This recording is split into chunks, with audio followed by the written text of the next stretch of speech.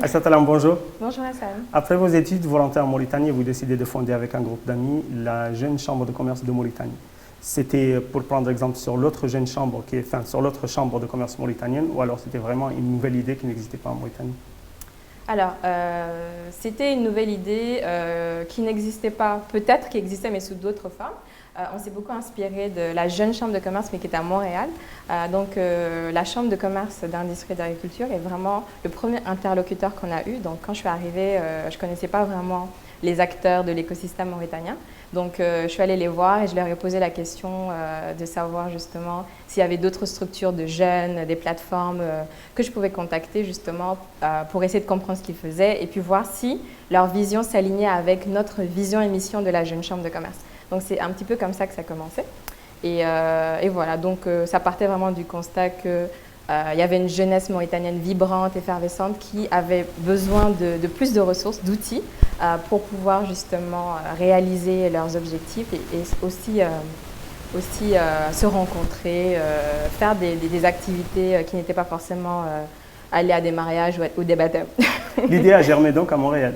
Oui, tout à fait. Et elle existe là encore. Oui, il y a des échanges avec notre chambre de commerce et la leur.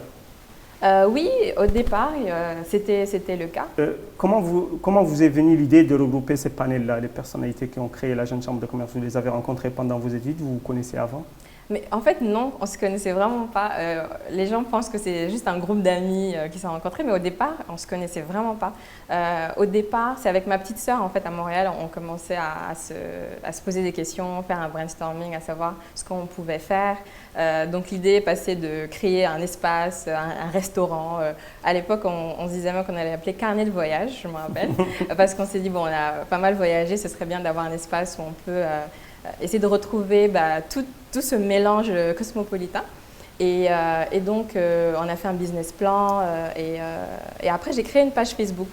Mais vraiment comme ça, pour essayer de recueillir des feedbacks et tout.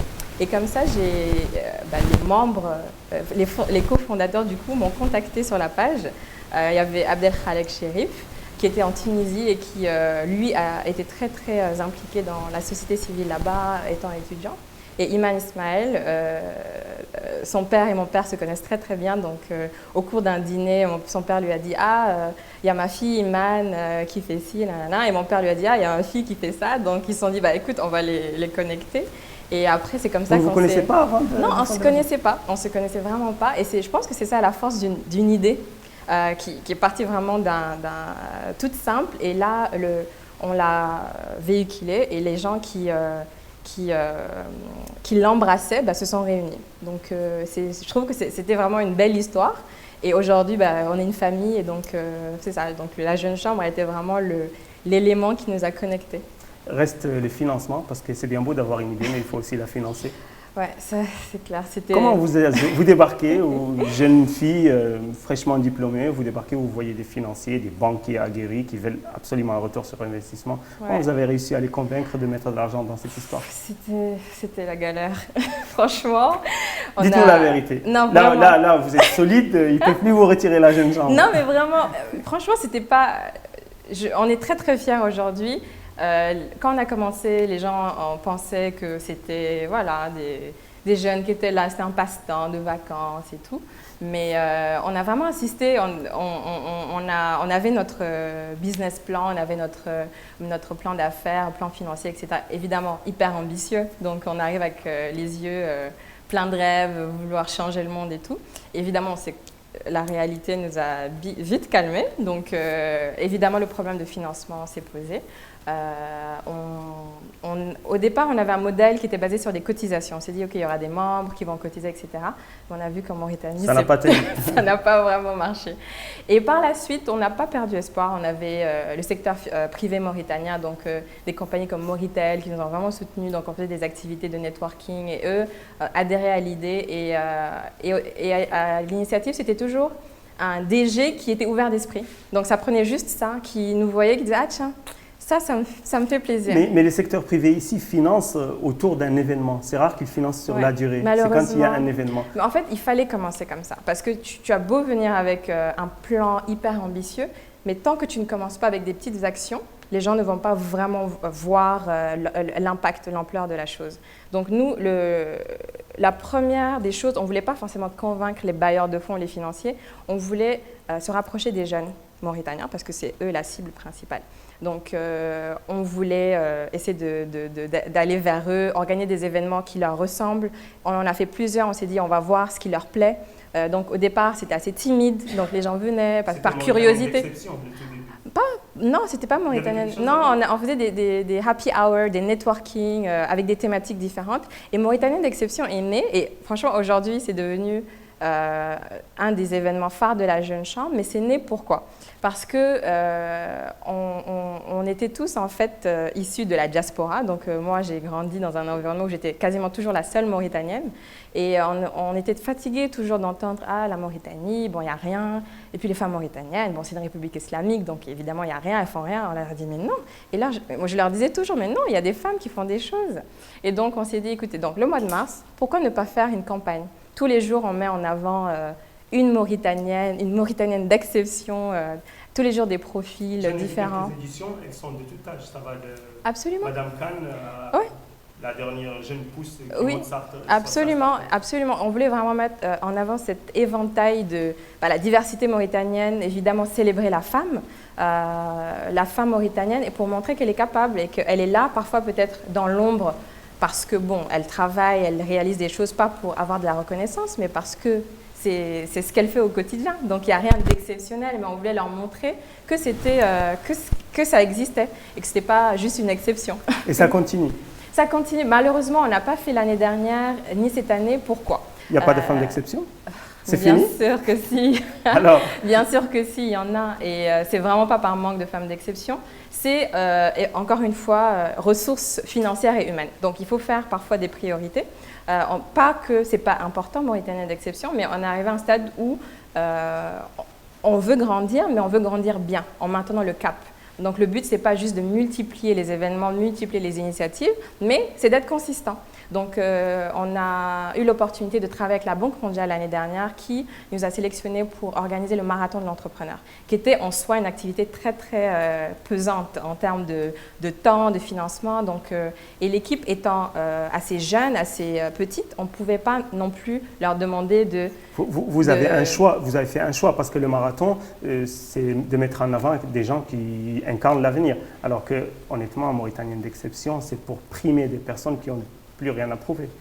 Pas nécessairement, pas plus rien à prouver. Ça peut être plus rien à prouver, les mettre en avant pour les remercier de leur contribution, d'avoir été des pionnières, mais aussi mettre la lumière sur des femmes. Par exemple, il y a Aïcha Mint Mohamed, chauffeur de taxi, première femme mécanicienne en Mauritanie. Enfin, si on ne l'avait pas mis en avant, il y a certains qui l'auraient dit « Ah non, c'est pas forcément, c'est pas vrai, il n'y en a pas, etc. » Mais il y en aura d'autres. Oui, il y en aura d'autres du coup. Et évidemment, il y en aura d'autres. Et franchement, c'est sûr que c'est avec vraiment le cœur lourd qu'on a décidé de ne pas le faire cette année. Mais Inch'Allah, l'année prochaine, et même l'équipe, on en parlait hier, on se disait « Oui, il faut qu'on le fasse, il faut qu'on le fasse. » Mais on ne peut pas le bâcler, on ne peut pas le faire juste pour le faire. Et ça y est, vous sortez de Nouakchott, j'ai vu. Parce que, très honnêtement, la Jeune Chambre et iLab, c'est des institutions purement nouakchottoises, purement tevrarzéniennes plutôt. Et là, vous allez aller vers l'intérieur et vous allez rencontrer la ruralité.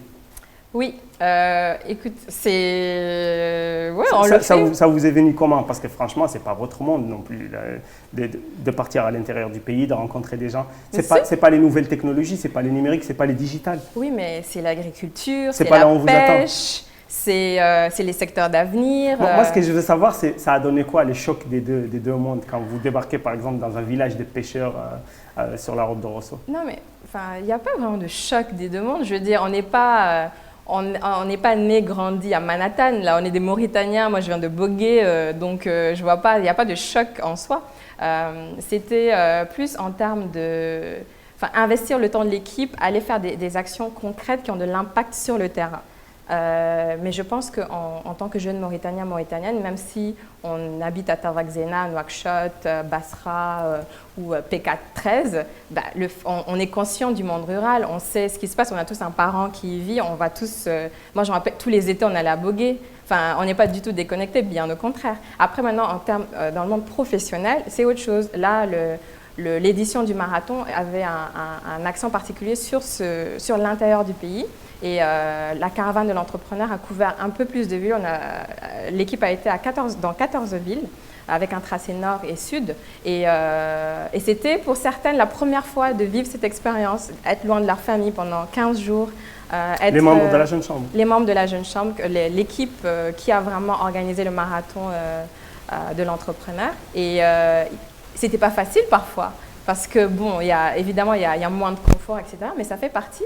Elles sont revenues à Nouakchott totalement, enfin pas transformées, mais avec vraiment un réel impact sur leur vie personnelle et professionnelle. J'arrive à comprendre ce que le monde de l'intérieur de la Mauritanie apporte aux jeunes de la Jeune Chambre de commerce, parce que ça les confronte à un monde qu'ils connaissent peu ou prou.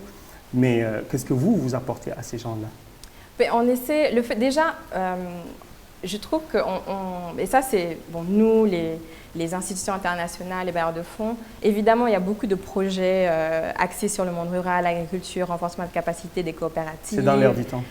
Oui, c'est dans l'air du temps, mais il faut faire les choses pas parce que c'est à la mode. Et je dis toujours, c'est trendy, on fait ça, il y a des incubateurs, on va en faire, alors qu'il y a 5 ans, personne ne voulait entendre parler de ça. Hein.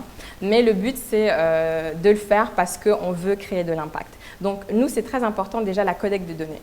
On travaille avec la Banque mondiale et pour que l'année prochaine, dans 2 ans, on ait plus de financement pour continuer à faire ce qu'on fait, il faut qu'on leur prouve avec des chiffres qu'il y a un impact, le nombre de personnes touchées, comment ça a transformé leur activité professionnelle, leur activité génératrice de revenus. Donc pour ça, il faut y aller, il faut faire des interviews, il faut faire des sondages, il faut faire des enquêtes et revenir à Nouakchott ou ailleurs et analyser ces données, faire des rapports pour justement essayer de prouver ce qu'on dit. Il y a un potentiel dans le monde rural, voici les chiffres. Donc on va investir dans tel secteur, on va faire des formations à tel quartier à Lègue, à tel endroit, voici ce que les jeunes veulent, mais vraiment des trucs très... Des données empiriques. Des données qui pourront nous permettre d'avoir des programmes qui sont beaucoup plus personnalisés et pas juste venir faire des formations pendant 2 jours et partir.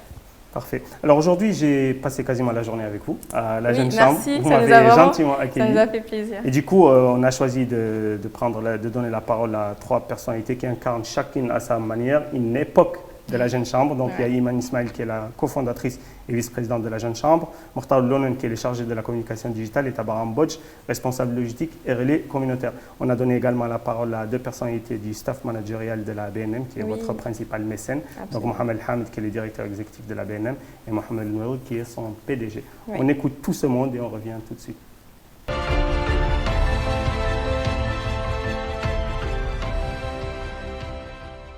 On a fait le contraire parce que nous, on a vu que l'entrepreneuriat des jeunes, c'est ce qui pouvait vraiment être une solution au développement du pays. Parce qu'on a toujours l'idée des jeunes qui viennent, qui commencent et qui commencent à développer une carrière petit à petit. Non, les jeunes peuvent aussi avoir des idées. Ils peuvent commencer par être chef d'entreprise, commencer à avoir une idée, une start-up et contribuer à travers cette start-up, cette entreprise au développement du pays. Et c'était pas du tout facile au début parce que les gens ne comprenaient pas. Et je pense que c'est un peu la mentalité en Afrique en général. Les gens se disent des jeunes, vous n'avez rien à apprendre aux autres, vous venez, vous commencez une carrière comme tout le monde. Et l'idée de l'entrepreneuriat des jeunes, les gens ne comprenaient pas. Donc parfois on nous disait, en fait, vous êtes comme la chambre de commerce, mais une petite, c'est ça? Et après, ça crée parfois certaines sensibilités. Il y avait un peu cette image des jeunes qui étaient à l'étranger, qui sont venus, etc. Mais je pense que comme toute chose, ça prend du temps. Et aujourd'hui, je suis très contente parce que je vois qu'en fait, il y a eu un développement de cet écosystème. À notre arrivée en 2012, les gens ne comprenaient pas. Et même l'idée d'incubateur, les gens ne savaient pas ce que c'était. C'est quoi un incubateur? Qu'est-ce que vous faites? Et je pense que petit à petit, on a vu l'écosystème se développer, on a vu les bailleurs de fonds, que ce soit les Nations Unies, la Banque mondiale, etc., qui s'intéressent de plus en plus de sujets, qui changent carrément leur stratégie de développement dans les pays en développement comme la Mauritanie, avec comme thème principal maintenant qui est l'entrepreneuriat des jeunes, l'entrepreneuriat des femmes. Et de savoir qu'on a contribué à ça, je pense que ça fait toujours plaisir. La Jeune Chambre, on ne la quitte jamais.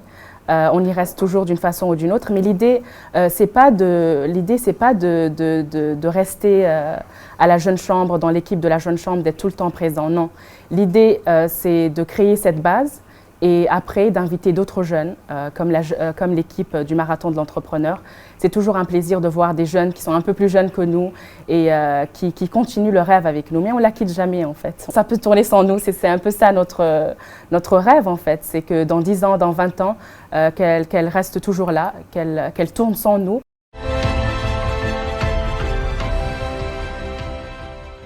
Ça, c'est une idée en fait qu'on avait depuis le début et elle commence petit à petit à se mettre en place. Je pense que le Marathon de l'Entrepreneur a été un peu le début de cette aventure.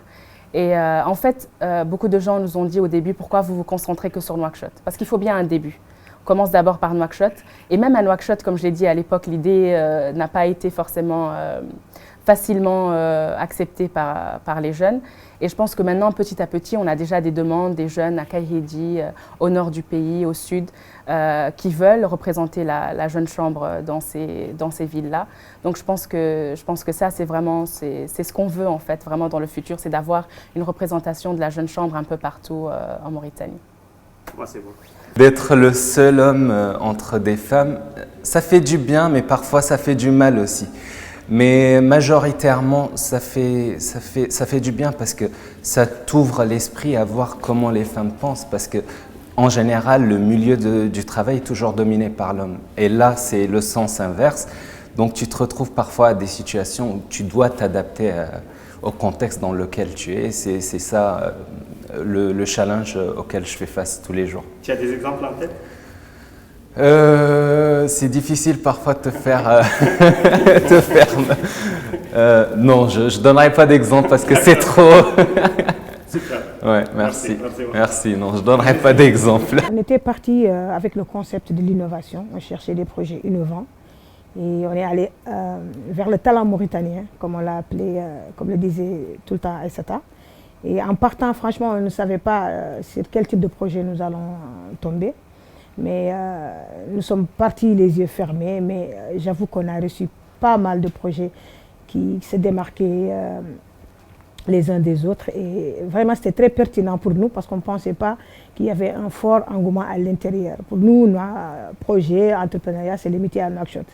Mais nous nous sommes trompés quand on est allé à l'intérieur. Oui, le décalage. Ça aussi, c'est un aspect auquel, quand on vit à Nouakchott, on ne prend pas compte. Mais par exemple, on est allé à Legoué-Chiche, qu'on appelle PK93, un village quasiment de pêcheurs. Il n'y a pas iMac, il n'y a pas réseau, il n'y a pas iPhone, il n'y a rien. Même pour téléphoner, il faut monter sur des estrades pour avoir la connexion. Et j'avoue que quand on est venu, c'était le waouh. Parce que nous, on est venu avec nos cartons d'eau, notre confort. Et on vient, on trouve que ces gens, du fait qu'ils sont à côté de la mer, n'avaient même pas d'eau propre à boire. C'était de l'eau salée qu'il utilisait. Il n'y a pas d'électricité, il n'y a rien. Donc on voit là le décalage entre Nouakchott et les autres villes. Et ce qui nous a remis en cause dans notre démarche, on s'est réunis avec l'équipe, on dit, écoutez, quand on vient sur le terrain, on sort de la zone de confort. On devient une autre personne et on s'adapte à cette réalité qu'on vient de trouver devant nous parce que c'est un vécu de ces gens-là. Donc on est obligé d'être au même niveau que ces gens-là parce que si vous ne le faites pas, j'avoue que vous allez échouer dans votre démarche de ce qui vous a amené là-bas. Nous, ce qu'on leur apporte déjà, c'est une grande joie de voir qu'il y a des gens qui s'intéressent de leur localité, qu'il y a des gens qui se soucient de leur vécu, qu'il y a des gens aujourd'hui qui pensent à pouvoir trouver des pistes de solutions sur comment les aider à sortir de cette précarité, entre guillemets, et de découvrir un autre monde auquel ils n'avaient qu'une vision un peu floue. Parce que quand on vit, par exemple, à Legoué-Chiche, on dit Nouakchott, c'est comme si tu quittais Nouakchott pour aller à Dakar. Je ne vais pas comparer à d'autres pays, on va aller dans l'Eldorado, etc. Mais nous, qu'est-ce qu'on leur apporte? C'est déjà cette remise en question, cette confiance qu'on leur apporte pour leur dire, malgré que vous êtes à l'autre côté de la ville, en décalage avec tout ce qu'a la ville de prestige, vous avez des choses qui peuvent contribuer au développement économique du pays. Donc c'est ça l'accent où on a mis vraiment le point dessus. Ce n'est pas parce que vous vendez votre poisson avec un faible revenu que vous ne contribuez pas. Vous contribuez au développement du pays parce que c'est un échange. Vous donnez de la marchandise et ce sont des revenus. Mais maintenant, on va vous aider à structurer la manière et votre manière de faire votre commerce. Et on leur fait des formations dans leur langue, en entrepreneuriat, comment vendre, comment tirer bénéfice, comment épargner. Et franchement, ils étaient très contents. D'ailleurs, même avec les vidéos que vous trouverez sûrement sur YouTube, vous comprendrez que même si c'est 4 jours, ils ont eu aujourd'hui quelque chose qui va plus leur donner du courage de contribuer à ce qu'ils étaient en train de faire, plus renforcer leurs capacités, mais qui va leur permettre d'avoir une vision dans le long terme. On leur a même parlé de comment ils peuvent épargner dans une banque, même s'ils pensent que 5 000 UGA c'est petit, mais chaque fin du mois, vous pouvez prendre 5 000 UGA de votre revenu et le mettre dans un compte épargne. Et plus tard, ça peut vous faire des revenus et vous pouvez quand même avoir un prêt pour vraiment élargir votre micro-projet.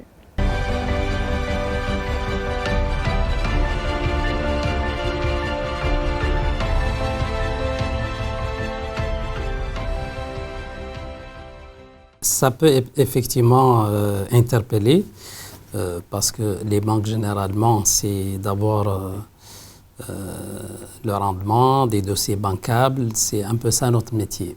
Il se trouve que ces jeunes se sont présentés et ils étaient assez convaincants sur ces aspects-là. D'abord, on a compris tout de suite cette volonté de leur part pour essayer de lancer une nouvelle vision sur l'entrepreneuriat mauritanien.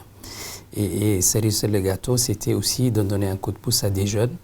Et on ne pouvait pas refuser un projet comme celui-là. Je crois qu'on ne s'est pas trompé. La dynamique qui a été enclenchée a donné des résultats probants. Aujourd'hui, je pense que toute la presse nationale et internationale parle de l'ILAB et donc on est très content d'avoir initié cette décision et cet accompagnement. Je crois que ça dépasse un petit peu la BNM. Il y a un enjeu national et je pense que tous les acteurs économiques devraient s'approcher de ces jeunes et discuter avec eux. Et je crois qu'ils vont être convaincus comme nous. Et ça dépasse un peu la BNM. Il faut vraiment qu'on le voit sous cet angle. Hein. C'est donner un coup de pouce à l'emploi des jeunes, c'est beaucoup de choses qui sont intéressantes. Et je crois qu'il y a de la place pour tout le monde, surtout sur ces projets-là.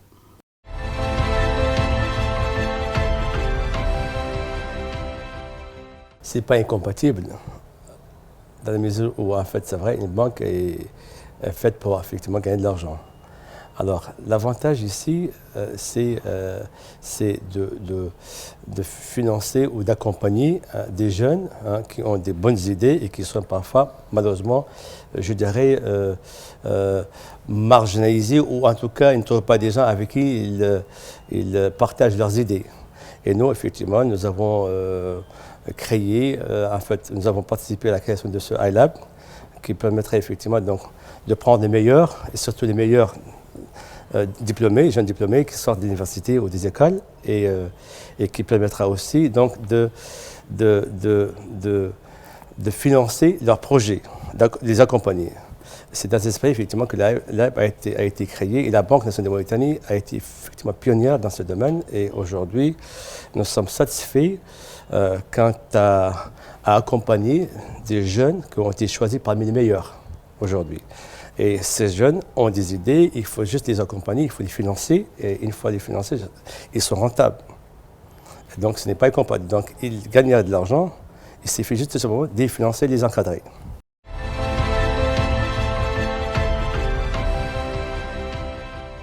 Il va sans dire, j'aimerais bien que cette idée soit partagée par le maximum des gens qui sont capables, des structures qui sont capables, que ce soit banques ou groupes ou entreprises qui peuvent effectivement financer et accompagner des jeunes entrepreneurs. C'est comme ça qu'on peut effectivement contribuer effectivement donc à non seulement à résoudre le chômage, mais aussi à créer des jeunes entrepreneurs qui ont un avenir devant eux et qui ont besoin juste d'un minimum de financement et un minimum d'accompagnement.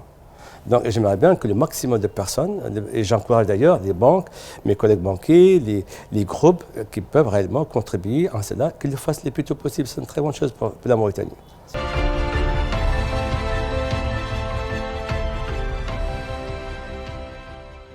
Le 19 février dernier, vous avez participé à une réunion à Paris dans le cadre de la présidence française du G7. Donc ce panel-là a été constitué au Canada et ensuite la présidence française l'a récupéré et l'a élargi. Vous êtes avec des chercheurs, des prix Nobel. C'est quoi l'objectif de ce panel? Alors c'est le conseil consultatif pour l'égalité femmes-hommes. Donc le titre paraît très pompeux. Hein. Comme le secrétariat d'État français de Marlène Schiappa. Oui, bon. Marlène Schiappa fait partie, c'est la ministre en charge de ces questions. Donc c'est une idée en fait du Premier ministre Justin Trudeau, donc comme tu l'as dit, durant la présidence canadienne du G7 l'année dernière, il a décidé, parce que bon, il se dit féministe, donc il a vraiment adopté une politique très féministe depuis qu'il est Premier ministre. Et il a décidé pendant la présidence canadienne du G7 d'avoir ce conseil consultatif composé de personnalités de la société civile et d'organisations internationales, des etc. artistes. Des artistes, pas de politiciens. On des vous a vu au artistes. bras d'Emma Watson. Oui, Emma Watson, ma nouvelle copine. Ça y est. Qui a volé la vedette à tout le monde. C'est vrai, c'est une magicienne ou Ouais, en fait, bon, Harry Potter, Harry Potter, évidemment, tout le monde, je pense, a regardé. Et elle est beaucoup plus célèbre, par exemple, chez mon petit frère. Moi, quand je l'ai rencontrée, j'étais contente qu'elle soit là. C'est pas votre génération. Oui, mais bon, Harry Potter, quand je regardais Harry Potter, c'était une gamine. Et c'est mon petit frère qui m'a dit, mais Aïssata, tu es avec Emma Watson. Et qui est Emmanuel Macron ou Brigitte Macron, lui, c'était pas son problème. C'était Emma Watson. Mais en fait, elle fait un travail vraiment remarquable. Emma Watson, dans le cadre du harcèlement numérique. Harcèlement numérique, voilà, tout à fait. Donc, c'est vraiment son cheval de bataille. Et elle est ambassadrice de bonne volonté de UN Women. Elle était à la face de la campagne He for She. Donc, elle fait des choses vraiment bien. Donc, à son âge… Elle n'est pas là par hasard. Oui, voilà. Donc, comme je disais, en fait, c'est vraiment un conseil consultatif pour mettre en avant, proposer des lois qui font avancer justement la condition des femmes dans le monde, que ce soit pour l'éducation, que ce soit pour l'entrepreneuriat féminin et aussi évidemment les violences faites aux femmes, les violences en tout genre. Donc, et cette année, le président Macron a décidé de le reconduire. Et donc, il a proposé à un groupe de personnes d'en faire partie. Il m'a proposé d'en faire partie. Il a proposé à Ivanka Trump, mais je ne pense pas qu'elle a accepté. Bon, officiellement, elle n'était pas avec vous. Non. Bon, j'ai entendu dire qu'il lui avait proposé. Je ne sais pas si lui et Trump sont très bons potes. Mais Trump qui n'est pas un grand féministe. Oui, et d'ailleurs, pour la petite histoire, l'année dernière, pendant le G7, il est arrivé en retard pendant la réunion du conseil consultatif. Donc, je pense que bon… C'est pas, on verra si l'année prochaine, parce que l'année prochaine, c'est les États-Unis qui président, donc on verra s'il reconduit le Conseil. Donc, mais bon, il n'est pas connu pour être le plus… En tout cas, pour le moment, il y a 3 axes, l'accès des filles à l'éducation, la lutte contre les violences faites aux femmes et l'entrepreneuriat féminin. Avec un accent particulier sur l'Afrique. Il insiste vraiment là-dessus. Et le Sahel surtout. Le Sahel surtout. Lui, il a une nouvelle vision pour l'Afrique qui est totalement décomplexée parce que lui, il n'a pas connu la décolonisation. Et là, il vient de terminer une tournée en Afrique de l'Est, qui n'est pas vraiment le précaré français. Oui, mais justement, en fait, il veut changer cette relation, on parle de France-Afrique, donc il y a toujours eu cette relation un petit peu complexe entre l'Afrique et la France. Et lui, il est venu, comme tu l'as dit, avec une vision tout autre. Il n'a pas connu la colonisation, la décolonisation. Donc, il est de cette génération, selon lui, qui aborde ces questions sous un autre angle. Donc, c'est sûr qu'on peut lui donner le bénéfice du doute et voir justement jusqu'où il peut aller. L'idée étant évidemment de mettre l'Afrique au centre, parce qu'on sait que depuis, il y a eu une certaine évolution entre justement l'Occident et l'Afrique, depuis la période justement coloniale, passant par la guerre froide, à aujourd'hui on assiste vraiment à un autre type de partenariat où l'Afrique n'est plus juste un passager. Donc, on est vraiment au cœur et là, je pense qu'il y a vraiment tout à faire parce qu'on a l'opportunité de montrer que ce rapport de force n'est plus aussi non balancé qu'avant. Et vous êtes dans une posture de proposition. Vous allez proposer au sommet du Biarritz un certain nombre de paquets de lois pour renforcer l'arsenal législatif des pays. Oui, absolument. Ici en Mauritanie, il y a, à chaque fois qu'une proposition de loi est proposée, elle est retoquée automatiquement au Parlement. Ce qui ramènerait certains observateurs à dire, par exemple dans les cas des viols ou des violences sexuelles ou de harcèlement, que la législation protège plus l'agresseur que la victime. Malheureusement, c'est vraiment triste à voir et d'un point de vue totalement rationnel, on se dit mais c'est pas logique. Elles sont victimes de viol, elles sont pas protégées. Déjà que c'est en temps normal, c'est difficile et pas seulement chez nous. En France, on parlait des chiffres la fois dernière pendant la réunion, c'est aberrant. Donc, à plus forte raison, des pays justement considéré du tiers-monde. Donc je pense que c'est vraiment dommage. Après, quand je me penche sur la question, je trouve que c'est très triste parce que dans cette histoire, c'est vraiment les femmes qui sont les plus perdantes. Et c'est pour ça qu'il y a toute cette question de représentativité. Est-ce que si le Parlement était constitué majoritairement de femmes, on aurait ça? Et si les gens étaient... Enfin, je ne dis pas que les hommes ne sont pas forcément sensibles, mais ça pousse à réfléchir. Donc je trouve que c'est dommage. Et comment faire changer les choses? On se pose la question. Ça concerne également les mutilations et les mariages forcés, les mariages des mineurs, par exemple, qui sont quelque chose d'assez courant chez nous, et pas seulement en Mauritanie, mais dans toute l'Afrique de l'Ouest. Du coup, votre rôle, et par-delà votre rôle, le rôle du reste du panel sera très intéressant, parce que c'est quelque chose de vertical qui va peut-être être obligatoire pour la Mauritanie. Le sommet de Biarritz, c'est prévu quand? En août. Vous comptez y participer? Août. Oui, j'espère être invitée parce qu'on travaille quand même pas mal pour eux. C'est vrai. Mais le but justement de ce sommet de Biarritz, c'est pas juste d'impliquer que les États du G7. Donc moi j'espère que la Mauritanie sera invitée. Donc là je fais mon lobbying. Allez-y, lancez l'appel que vous voulez, d'autant que peut-être au moment du sommet, ce sera un autre président là pour le coup. Oui, donc là bon, j'ai pas envie de spéculer, d'aller voir les candidats pour dire bon quand tu seras président, est-ce que tu peux? Non, je préfère attendre de voir ce qui se passe. Mais de toute façon, que ce soit tel ou tel président, le plus important, c'est l'intérêt du pays. Donc évidemment, le but, ce n'est pas d'imposer des lois aux États, mais c'est de leur dire, voici les lois les plus avancées, voici les initiatives qui poussent le plus l'agenda justement de la femme à travers le monde. Donc si on a un pays qui se soucie de ces femmes, de l'éducation, de la santé, ce serait aberrant que de ne pas vouloir y prendre part.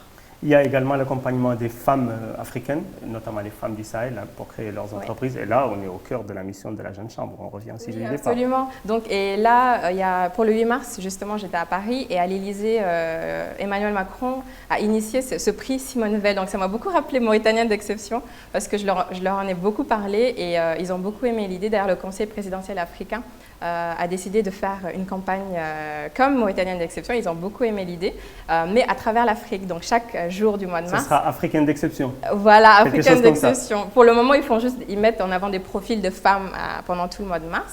Mais ils ont vraiment beaucoup aimé l'idée. Et du coup, quand j'étais à la cérémonie de remise de prix Simone Veil, je me suis dit, j'aimerais tellement que le gouvernement mauritanien puisse faire un prix Aïssata Khan, un prix... je ne sais pas quelle femme, on en a tellement, donc avoir une commission qui pourrait statuer sur une femme qui a vraiment marqué l'histoire de la Mauritanie pour initier un prix qui porterait son nom et qu'on donnerait à l'image de Mauritanienne d'exception. L'appel est lancé. Oui, ce serait vraiment une bonne chose. Au terme de cette émission, on va remercier la galerie d'art qui nous accueille. Ouais, si vous avez 2 mots à dire de Zéna. Oui, moi j'ai un coup de cœur évidemment pour vous Isabelle. Les connaissez depuis longtemps. Moi j'ai découvert récemment, je ne connaissais pas. Isabelle est une Mauritanienne d'exception. Ah bon? Oui, c'est peut-être contradictoire parce qu'elle n'est pas mauritanienne, mais c'est une Mauritanienne de cœur. Et je me rappelle quand je suis arrivée à Nouakchott en 2014, c'était vraiment ma première expérience de vivre à Nouakchott. C'est une des premières choses que j'ai faites, c'était aller à la galerie Zéna parce que je voyais sur la page Facebook, je me disais, il y a ça à Nouakchott, mais quand j'arrive, il faut que j'y aille. Une vraie galerie d'art. Oui, et j'adore l'art, je suis passionnée d'art, de photographie et tout. Et donc, je pense que c'est vraiment un des endroits à Nouakchott les plus fantastiques. À chaque fois que j'ai des amis qui visitent la Mauritanie, c'est la première chose qu'on fait, venir à Zéna. Donc, Isabelle est pour moi un exemple parfait de Mauritanienne d'exception parce qu'elle ne l'est pas, elle est venue, elle a embrassé la culture, le pays l'a adoptée, elle fait tellement de choses pour les Mauritaniens, les Mauritaniennes, les artisans. On était ce samedi au marché des producteurs. Oui, les agriculteurs et bio. avoir cette plateforme, mais il y a même des lauréats du marathon d'entrepreneurs qui exposent à son marché des producteurs. Et je trouve que c'est vraiment remarquable. Donc, je pense que l'État doit prendre exemple sur Isabelle, la Mauritanienne d'exception. Ça y est, on a une des prochaines lauréates de la prochaine édition Mauritanienne d'exception. Elle est déjà lauréate. Ah, elle a déjà été lauréate? Oui, elle a déjà été. Bon, parfait. 2015. Un dernier mot avant de clôturer cette émission. Un dernier mot, te remercier vraiment pour tout ce que tu fais. On se connaît pas depuis très longtemps, mais je tenais vraiment à te féliciter pour tout ce que tu fais. Je pense que tu as un exemple de ce Stop. renouveau de jeunesse. Est-ce que on peut te considérer comme jeune? Pas du tout.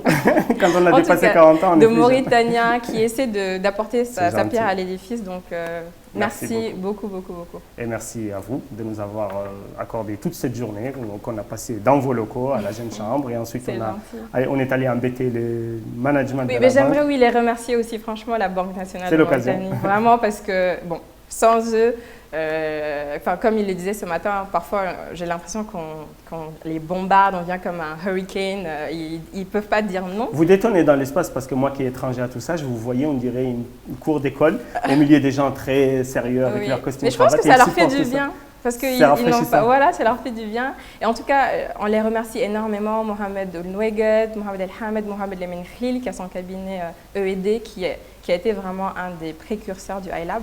Sans lui, je pense que ça se serait pas fait. Et je pense que c'est des exemples en fait de ce que le secteur privé mauritanien devrait être. Et on ne le dit pas parce qu'il nous finance ou qu'on cohabite, mais vraiment parce que c'est devenu une famille maintenant. Je pense que maintenant c'est du gagnant-gagnant parce que Oui. de toute façon vous êtes totalement indépendant. de ce Oui, côté-là. voilà. Mais bon, en tout cas, il ne faut pas cracher dans la soupe non plus. Donc, on est vraiment très reconnaissants et voilà. Merci, Aïssa Talam, merci pour tout. Merci beaucoup. Merci. Merci à toi.